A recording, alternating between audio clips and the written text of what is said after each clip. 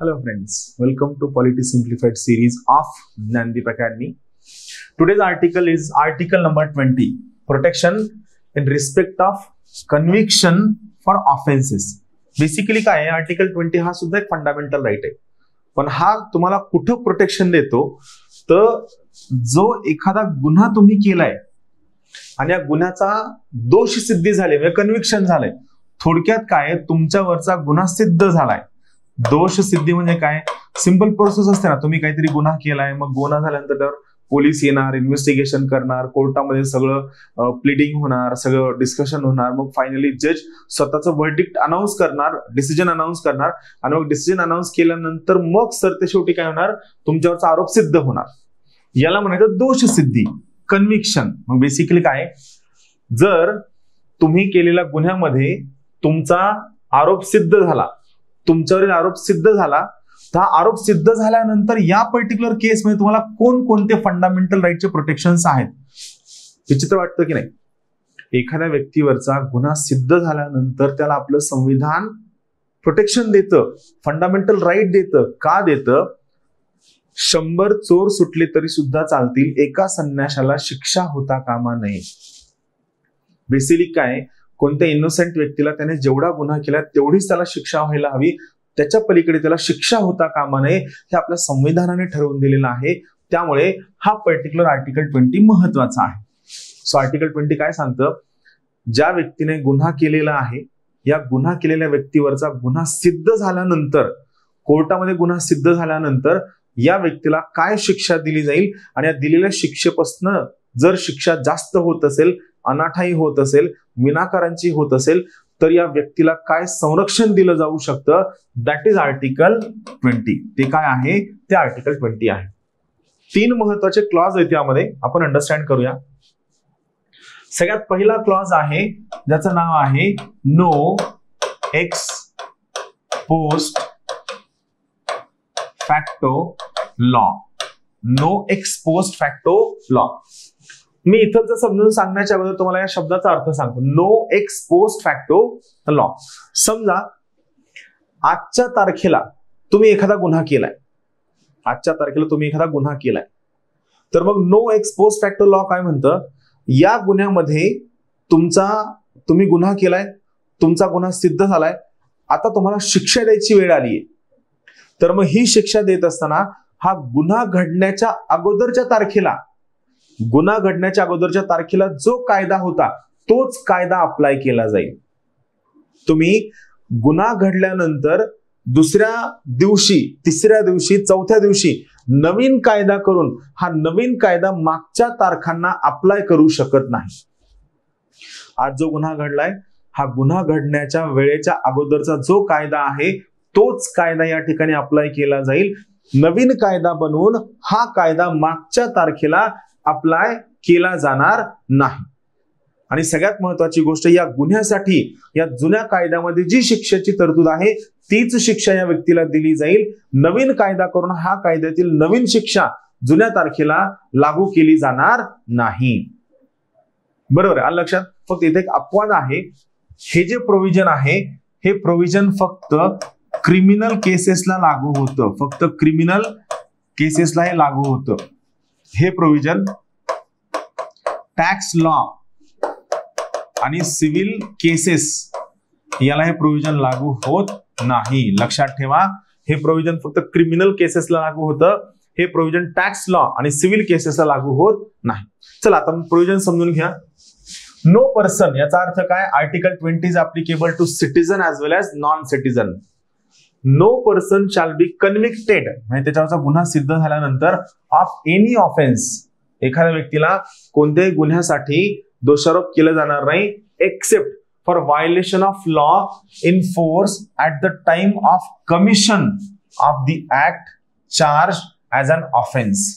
म्हणजे त्याने ज्या वेळेस तो गुन्हा केलेला आहे त्या वेळेला जो कायदा अस्तित्वामध्ये होता तोच कायदा या व्यक्तीला अप्लाय केला जाईल. इतर कोणताही कायदा या व्यक्तीला अप्लाय केला जाणार नाही, किंवा गुन्हा घडलेल्या दिवसानंतर एखादा कायदा करून हा कायदा मागच्या तारखेला अप्लाय केला जाणार नाही. Nor be subjected to a penalty greater than that which might have been inflicted under the law in force at the time. म्हणजे सगळ्यात महत्वाची गोष्ट काय, त्या कायद्यामध्ये जी पेनल्टी दिलेली तीच पेनल्टी या व्यक्तीला लागू केली जाईल. गुन्हा घडलेल्या तारखेनंतर नवीन कायदा करून नवीन दंड ठरवून हा नवीन कायदा आणि नवीन पेनल्टी मागच्या तारखेला अप्लाय केली जाणार नाही. याला म्हणायचं no ex post facto law. फक्त लक्षात घ्या, हे जे प्रोव्हिजन आहे it is applicable to criminal cases only. It is not applicable to taxation law. It is not applicable to civil cases also. Not applicable to taxation law. Not applicable to civil cases also. यात second जो part, second clause काय? No person shall be prosecuted and punished for the same offense more than once. एकाच गुन्ह्यासाठी एकापेक्षा जास्त वेळा शिक्षा दिली जाणार नाही. एखाद्या गुन्ह्यामध्ये एखाद्या व्यक्तीला एकाच गुन्ह्यासाठी एकापेक्षा जास्त वेळा शिक्षा दिली जाणार नाही. फॉर एक्झाम्पल, आज समजा 1 जानेवारी आहे. 1 जानेवारीला एखाद्या व्यक्तीने गुन्हा केला, मग याला आपण काय केलं, जेलमध्ये टाकलं. याला आपण जेलमध्ये ठेवलं कोणत्या महिन्यापर्यंत, ऑगस्ट महिन्यापर्यंत. ऑगस्ट महिन्यापर्यंत सगळ्या प्रोसिडिंग सुरू होत्या, सगळे खटले सगळे सुरू होते. ऑगस्ट महिन्यामध्ये न्यायालयाने या व्यक्तीला काय केलं, शिक्षा ठोठावली आणि न्यायालयाने सांगितलं की या गुन्हेगार व्यक्तीचा दोष सिद्ध होतोय, या व्यक्तीला 12 महिन्यांची शिक्षा द्या. किती महिने, 12 महिने, 12 मंथ. आता हे 12 महिने काउंट करताना ज्या दिवशी निकाल दिलाय त्या तारखेपासून 12 महिने काउंट नाही होणार. या ऑगस्ट महिन्यापासूनच्या अगोदरपर्यंत जेवढे दिवस हा व्यक्ती जेलमध्ये होता, जेलमध्ये असणं महत्वाचं आहे, जेवढे दिवस हा व्यक्ती जेलमध्ये होता तेवढे दिवस या 12 महिन्यांमधनं मायनस होतील. म्हणजे समजा 1 तारखेपासून ते ऑगस्ट महिन्यापर्यंत हा व्यक्ती कंटिन्यू जेलमध्ये होता, एकही दिवस बाहेर गेला नाही, तर मग हे डिसिजन दिल्यानंतर ऑगस्ट पासून हा व्यक्ती फक्त किती, 4 महिने जेलमध्ये राहील. याला म्हणायचं no double jeopardy. No double jeopardy. आलं लक्षात? सिंपल कन्सेप्ट आहे. एकाच गुन्ह्यासाठी एखाद्या व्यक्तीला एकापेक्षा जास्त वेळा शिक्षा दिली जाणार नाही. No double जिओपार्डी.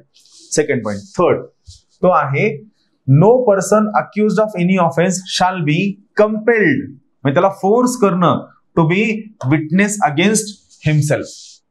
याला एक शब्द आहे नो सेल्फ इन्क्रिमिनेशन. काय शब्द आहे? No self incrimination. हे आहे नो डबल जिओपार्डी. पहा, no self incrimination, no double jeopardy. याचा अर्थ काय? समजा तुम्ही एखाद्या गुन्हेगाराला घेतलं, जेलमध्ये नेलं, त्याला धो धुतला, फुल मारला आणि मारून मग काय केलं, त्याला त्याच्या हातातनं त्याच्या अक्षरातनं लिहून घेतलं, हो मी असा असा गुन्हा केलेला आहे. एक व्हिडिओ आणला, व्हिडिओने त्या समोर मांडला, त्याला म्हणलं की म्हण मी गुन्हा केला. तो व्हिडिओमध्ये सुद्धा म्हणला हो मी गुन्हा केलाय. त्याच्या हातातनं लिहून घेतले, त्याच्या 10ला 10 अंगठ्यांचे ठसे घेतलेत, सगळ्या अँगलने त्याचा व्हिडिओ काढला, त्या रील्स पण बनवल्या 2-4, हो मी गुन्हा केलाय, हो मी गुन्हा केला, हो मी गुन्हा केलाय. हे सगळं झालंय आणि मग तुम्ही ही पर्टिक्युलर गोष्ट घेऊन कोर्टामध्ये आणले. तर मॅजिस्ट्रेट त्या गुन्हेगाराला पहिला प्रश्न विचारतात, बाबा तुला या पोलीस ऑथॉरिटीज अगेन्स्ट काही कंप्लेंट आहे का? जर तो म्हणला हो मला यांनी मारले, तर न्यायाधीश म्हणतात अगोदर तुला यांनी कसं काय मारलं बघू, आपण ती केस मिटू, मग दुसरी केस मिटू. दुसरा मुद्दा, समजा न्यायाधीश त्या गुन्हेगाराला म्हणले की तू तुझ्या हातामध्ये लिहून दिले की तू गुन्हा केलाय, सोबत तू व्हिडिओमध्ये सुद्धा म्हणते की हो मी गुन्हा केलाय, तर तू स्वतःच्या विरुद्ध साक्ष देतोय, हा गुन्हा तुला मान्य आहे का?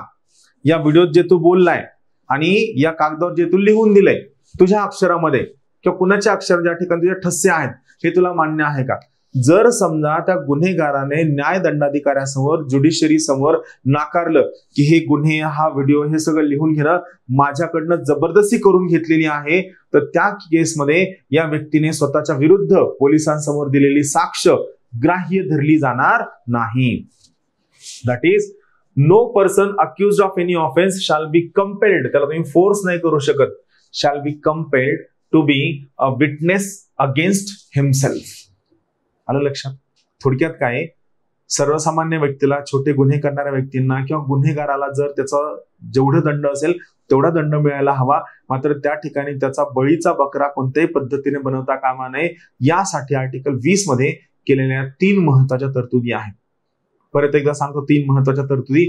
पहिली तरतूद आहे no ex post facto law, दुसरा आहे नो डबल जिओपार्डी, तिसरा आहे नो सेल्फ इन्क्रिमिनेशन. थँक्यू.